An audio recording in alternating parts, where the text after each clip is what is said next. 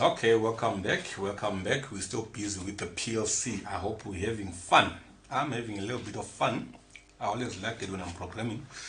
Now we're going to discuss latching. I'll start with the typical latching, in case there are people who don't have their how to call this background proper. Now let's take a relay.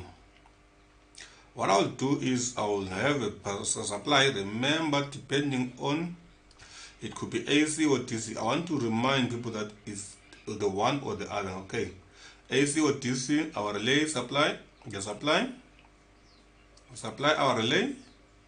Now what I want to do is I want to take a switch, but I want it to be let me do this rather. I want it to be a press and release switch. I want it to be simply this switch. If I do this, it is our normal switch that will close, or if you close it stays closed, if you open it stays open. But if I do that, or rather if I do this, or if I do that, let me rather do this, it will be a nice reminder. Little arrowhead, I'm trying to draw a little arrowhead. This one is a little bit tedious. That's why I was trying to run away with the other one. Alright, if I do this, now this is spring tempering. It means it's a press and release. Alright, if you leave it, it will break. I want to take that switch there. Maybe I'm already seeing this latching being in my way. Let me move it a little bit up. Oh, let's make it exciting. Let me move it a little bit up. Alright, now what I want to do here is illustrate what this is. Now I'm going to say there is my coil. You know by now that the relay is simply a coil which controls switches. I will use the relay symbol. Remember, relay symbol, I already said it is what? It is normally closed, normally open, and common. Normally closed, common. Common will swing between normally closed and normally open, and that will be normally open. Okay, we discussed this in the previous session. Now, alright, now I want to show you something. If I am to use this, let me have two of these switches. I'll explain now why. And there is our other normally open, normally closed, and common for the second. And they are all dependent on the what? On the magnetism of our coil to energize, to break here and close there, break here and close there. Now, I want to have this guy, like I showed before. The second line, I'm going to use it to supply. I'm going to use the normal open to supply. Let's say I'm driving a motor. No, let me just make it simple. Let's make it a light. Okay. Now, what does it mean? As things stand, my light is off, because that light is on the is what to the normally open. So I need to close this for this source to be felt there.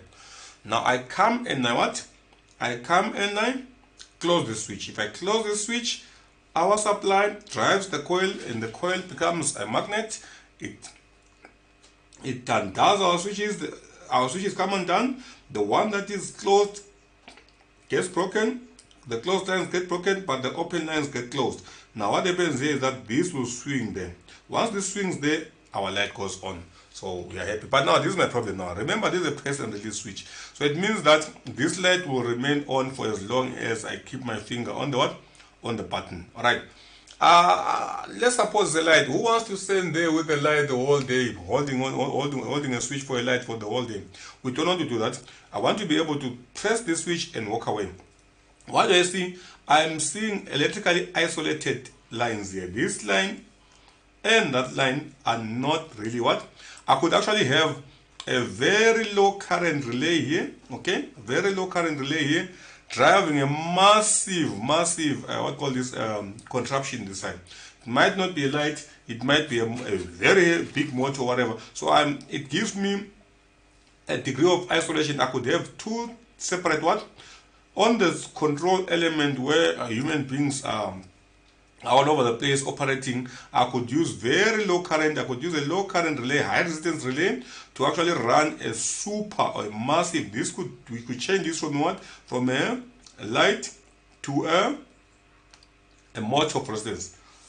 All right, a motor, for instance. So I could say, instead of a light there, let me rather have a motor. So I have got two electrically isolated circuits. This is how it's different from a normal switch. Why would I not use a normal switch? I want to drive my circuits, my two circuits. I don't want them to do the same amount of power. I want to be exposed to less risk, low currents here, but my machine needs high power. So I've got two electrically isolated circuits here. Now, I come now and I say, okay, remember with the normal switch, the power going to the gadget actually comes through the switch. All right, so that is the difference here between this electromagnetic switch and our normal switch. Now, however, like I said, I don't want to stand the whole day while the motor is running there. I must be doing other things. There must be other things. I must be. So I cannot stand there like a thing and hold the switch the whole time. What do we do? Hence, we introduce what we call latching. If I now take a wire from one side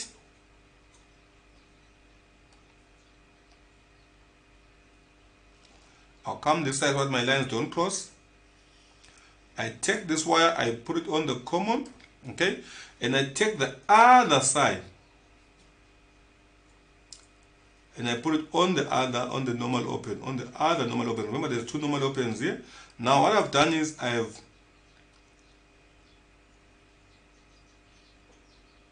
this is what we call latching. What happens now? I press the switch. If I press the switch, that supply there is supplied to the coil. The coil energizes. It switches my two lines. Now this line here, the switch moves from normally closed to normally open, same here. So that motor starts to run, but at the same time, my finger was supplying power here. But now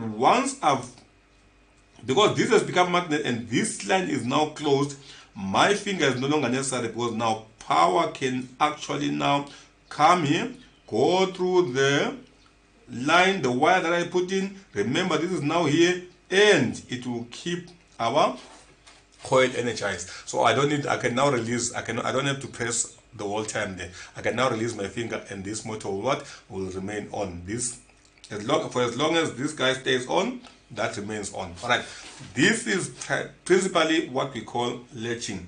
Let's take it to PLCs.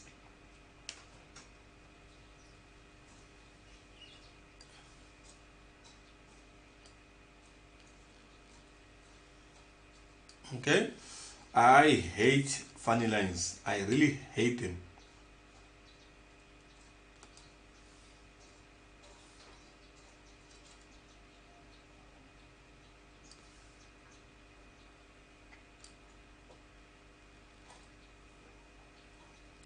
This is how we would latch with what? With hard wiring. Now, how do we do it with soft wiring?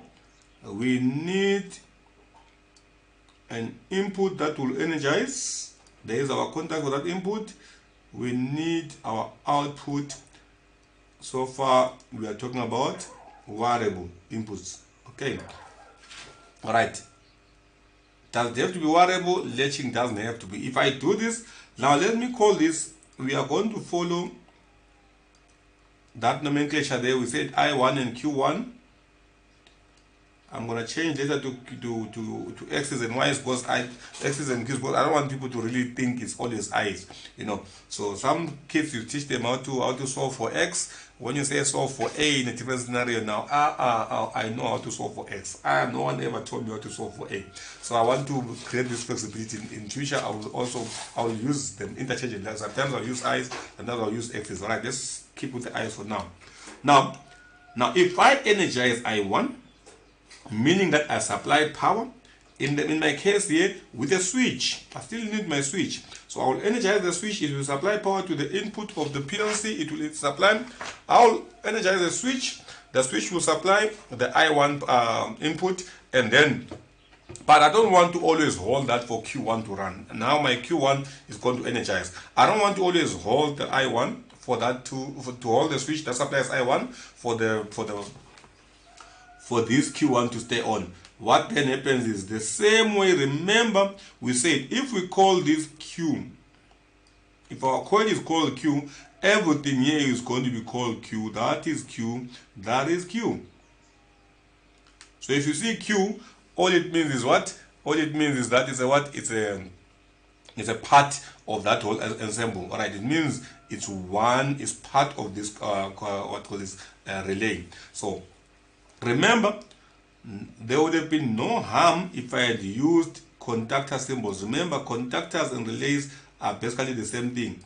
In which case, I could have used this. It's clearer with this because these other lines get in the way.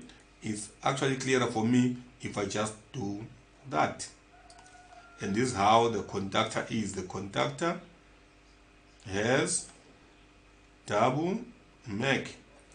Okay, double MAC contacts. All right. So now it's the same thing. So when I energize that, those Qs will slam shut. All right. Now, if I come here now, we can see that if the coil is QQ, the contact is also called Q. So I come in, I take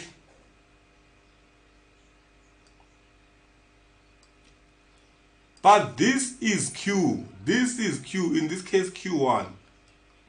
And I make Q1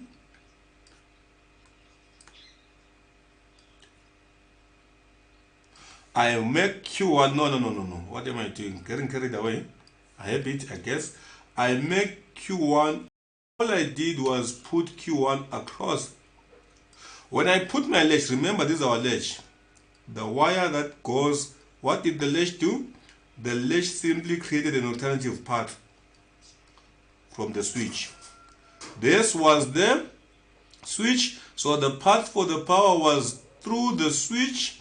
The latch made an alternative path around the switch. Remember, it starts before the switch, around the switch. So, this is the beauty of it. I don't always have to show. Remember, if I name it the same way, I don't always have to show. I did not, for instance, have to do this. I could have said,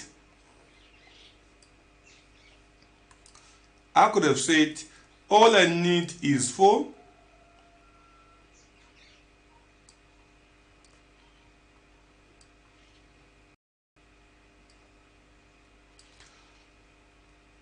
this message labels. This is Q, so this is also Q.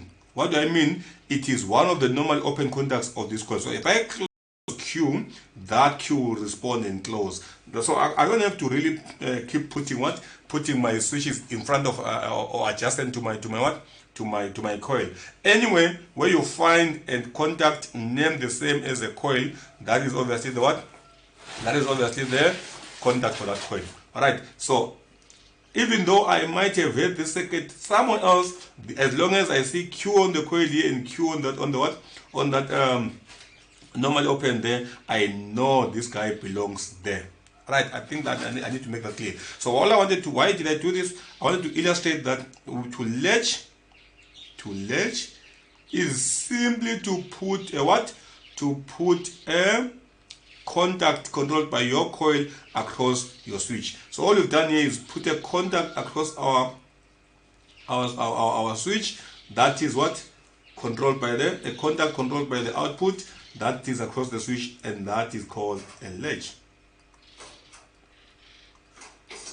I keep misspelling this. It's starting to annoy me a little.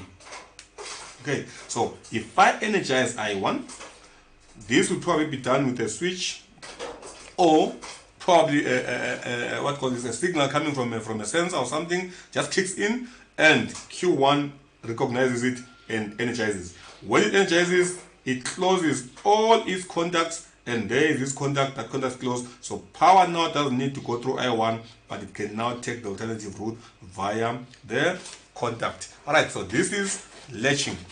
This is very important because in fault finding, if you find that your circuits are, the moment you start them, they run, the moment you let go of the thing, usually your problem is, they let go, they stop, usually your problem is latching. So it's understanding a latch is also a huge step towards what? Towards a lot of our fault finding. If you see your program doesn't want to run and it keeps stopping when you don't expect it, probably you have to look at your latching. All right. So once again, what is a latch?